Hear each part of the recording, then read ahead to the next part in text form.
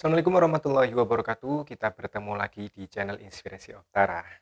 Nah, update untuk pembaruan data di DTKS ini apakah dilakukan manual oleh keluarga penerima manfaat atau KPM ataukah nantinya akan dilakukan secara otomatis oleh operator DTKS yang ada di desa maupun di dinas sosial? Nah, apakah Anda mencari informasi terkait tersebut? Oke, sebelum kita membahasnya, izinkan saya untuk mengucapkan terima kasih terlebih dahulu kepada para subscriber dari channel Inspirasi Oktara. Terima kasih atas dukungan Anda, karena tentu tanpa dukungan Anda, channel ini tidak bisa berkembang lebih baik lagi. Ucapan selamat datang dan selamat bergabung bagi para subscriber baru dari channel Inspirasi Oktara.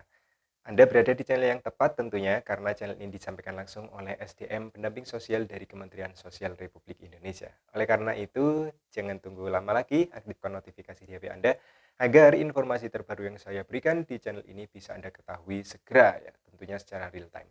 Oke, tanpa perlu bertele-tele lagi, terkait dengan pertanyaan salah satu subscriber dari channel Inspirasi Oktara, apakah pembaruan data di DTKS ini dilakukan secara manual oleh KPM, ataukah secara otomatis diperbarui oleh operator DTKS, baik itu yang ada di desa, kelurahan, ataupun dari operator DTKS yang ada di dinas sosial? Oke, kita tahu bahwa setiap penyaluran bantuan sosial ini data yang digunakan oleh Kementerian Sosial adalah data yang bersifat fluktuatif. Karena tentunya data kemiskinan atau data keadaan sosial ekonomi masyarakat itu bergerak secara fluktuatif juga atau naik turun. Ada yang di periode salur itu sejahtera, terus di periode salur selanjutnya ini ternyata kondisi ekonominya kurang mampu. Ada yang sebaliknya, ada yang di penyaluran terakhir ini kondisinya kurang mampu atau membutuhkan, ternyata ada perubahan sosial ekonomi, memiliki rezeki banyak, mungkin ada yang dapat warisan sehingga tidak memerlukan bantuan sosial lagi. Sehingga setiap penyaluran ini tentu kita tahu penerimanya bisa saja berbeda-beda.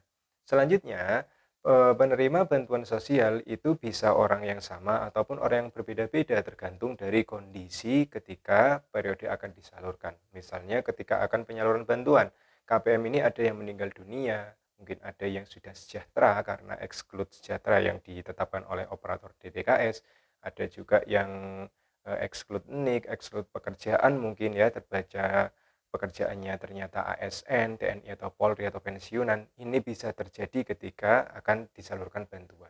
Sehingga tentu Kementerian Sosial yang memberikan bantuan sosial PKH, BPNT maupun bantuan sosial lainnya ini akan mengolah data sesuai dengan update terbaru yang ada di Data Terpadu Kesejahteraan Sosial atau DTKS.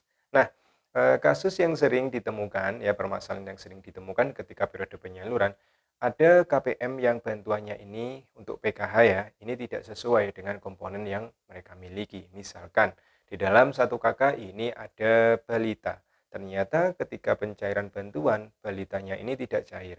Ada juga yang memiliki anak sekolah, ya sudah SMA. Ternyata bantuan yang cair ini masih bantuan yang lama, yaitu bantuan untuk anak SMP. Atau bahkan ada anak sekolah yang bantuannya ini sama sekali tidak cair, padahal status di sekolah ini masih aktif sebagai siswa.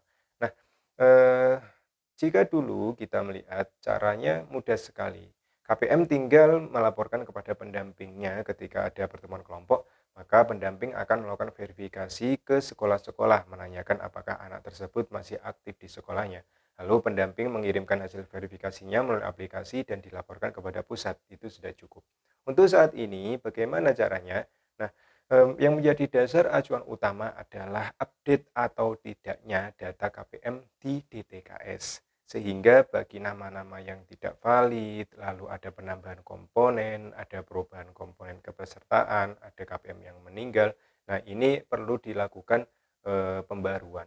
Bagi KPM yang meninggal, ini secara otomatis nantinya ketika keluarga melaporkan ke desa ataupun desa mengetahui KPM atau warganya meninggal, maka desa akan membuatkan menerbitkan akta kematian.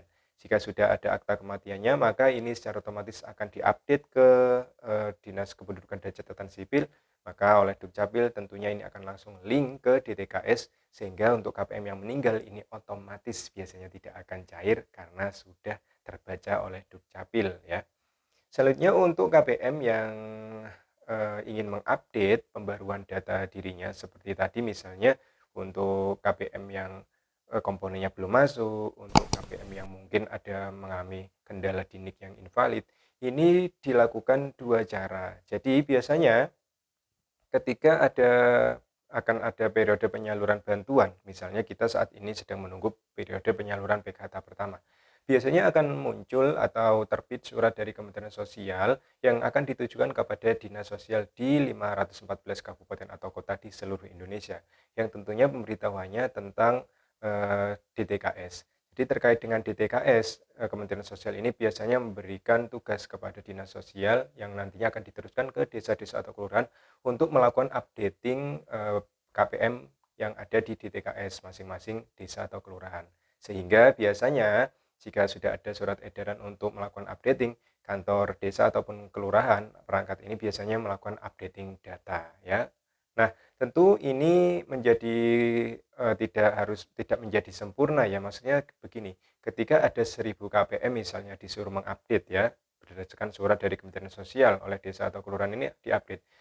Biasanya tidak semuanya bisa teratasi dengan baik ya, atau tidak bisa tersaring dengan baik. Dari 1000 biasanya hanya separuhnya atau bahkan 75%, 80% yang bisa diupdate. Sisanya bagaimana? Sebagian besar sisa yang tidak bisa diupdate ini karena memang kendala waktu. Kita tahu bahwa ketika ada surat turun biasanya ini tidak lama untuk proses updatingnya, bisa 2 hari, 3 hari, ya bahkan 1 minggu lah paling lama untuk updating data ya.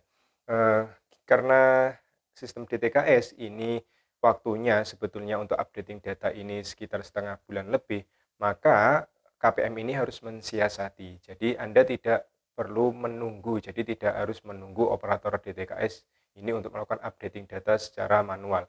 KPM bisa langsung datang ya ketika Anda mengalami ketidakcocokan komponen yang cair ataupun Anda mengalami perubahan data baik itu penambahan KK, penambahan ART, balita yang belum masuk dan lain sebagainya. Anda harus berperan aktif untuk datang ke operator DTKS yang ada di wilayah Anda masing-masing. Jadi seperti itu, saling mendukung ya. Operator DTKS ini mengupdate data sesuai dengan instruksi dari Kementerian Sosial dan KPM harus bergerak aktif untuk update datanya sendiri melalui operator DTKS atau yang ada di desa atau kelurahan. Jadi seperti itu ya. Dua cara ini harus berjalan berkesinambungan agar bantuan yang disalurkan oleh Kementerian Sosial ini bisa sesuai dan bisa lancar pencairannya. Jadi jelas ya, KPM bisa datang sendiri ke operator DTKS jika ada perubahan, tanpa harus menunggu updating yang dilakukan oleh operator DTKS yang ada di tempat masing-masing. Jadi seperti itu. Sambil menunggu surat, ya KPM harus bergerak aktif untuk mengupdate datanya sendiri ke operator yang ada di desa ataupun kelurahan. Jelas ya poinnya ya? Oke, demikian informasi yang saya berikan. Semoga informasi ini bermanfaat. Terus dukung perkembangan channel Inspirasi Oktara agar channel ini bisa berkembang lebih baik lagi di masa yang akan datang. Oke, saya akhiri. Wassalamualaikum warahmatullahi wabarakatuh.